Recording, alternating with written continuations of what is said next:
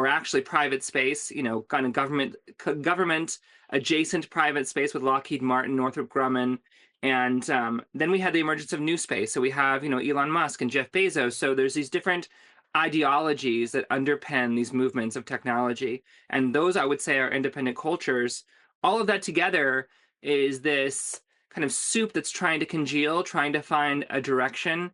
And we're still in the process. We're kind of still cooking, as it were. But can you give us an example of a cultural change that's already happening because of space exploration? Absolutely. I would say the overview effect is a really good example of one piece of that, and a lot of philosophies that have come out of that. Frank White, he's coined this term and really highlighted this phenomena where astronauts go to space, and when they do, they look back and they see a planet. They don't see the divisions and the borders, and so that would be a cultural shift, I would say. And you can use that to kind of create a new sort of environmentalism or a new sort of geopolitical stance, or a kind of a fundamental background to it. So that would be one. I've met a lot of astronauts. Frank has interviewed so many more, and a lot of them were impacted by that moment of awe. We could see it when William Shatner goes up to space. He comes back down, and there was something magical when you see everyone celebrating and kind of throwing champagne around. He's just having this existential moment of complete awe and dread, and his life changed from that moment, but also people who watched that, something changed in us. So I would say these are small pieces of that culture shift.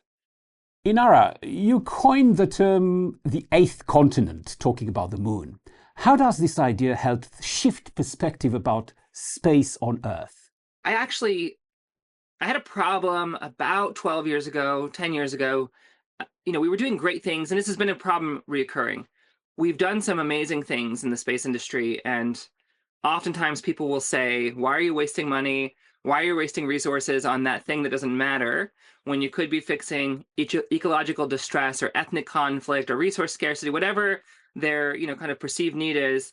They never ask the carpenter why they're not a plumber. They also don't ask this of what I call these established social religions, as it were. So space, or sports rather, fashion, music, entertainment, movies. Those sort of industries can spend billions of dollars, and the only thing anyone asks is, when will you entertain me next? So I realized we had a fundamental disconnect with the public. We weren't really making the case. We weren't something wasn't happening. And so I started looking at that, and I think it goes back to those origins. When it started, like I said earlier, it was a national defense strategy. We had a curated messaging. So if anyone in the industry was going to talk to the public, it was like, don't talk to the public. In fact, if you do, you might go to jail. This is all, security clearance locked. And we have people specialized to speak to the public. And those specialized people, they were there to deliver a very curated message, which had all kinds of implications for the government. And so when we went from that kind of very militarized government space focus to the legacy companies like Lockheed Martin and Northrop Grumman, it was no longer don't talk to the public. It was you don't need to speak to the public because the government is your customer. So we lost this connection with the public, and really the only sense of connection was awe, right? We created these gods, these astronauts that were larger than life, that we told the rocket exploding stories, we put them in front of fancy cars, and it worked because we got the whole world dreaming of this like godlike power and this amazing moment where we put someone on the moon. But now we live in a society where people don't want to worship. They want to be included. They want to be part of it. And if they can't have access, then it's not relevant to their lives. So we went too high. We did the Icarus thing, right? We soared way too high.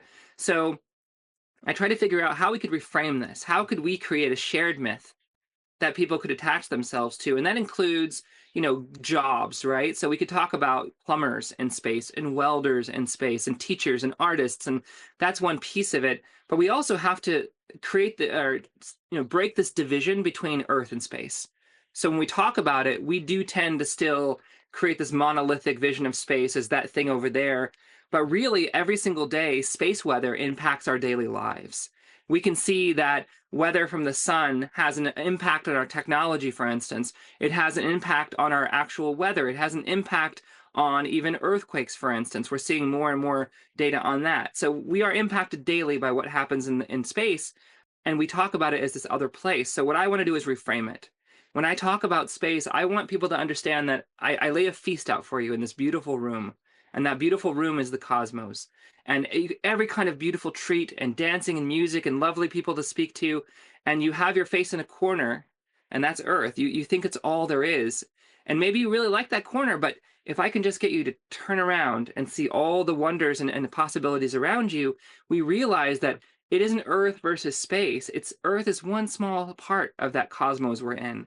And so when I talk about the eighth continent, that's to help demystify and break that barrier between the two and really just make people understand. And really, I mean, the moon is technically still within our atmospheric system.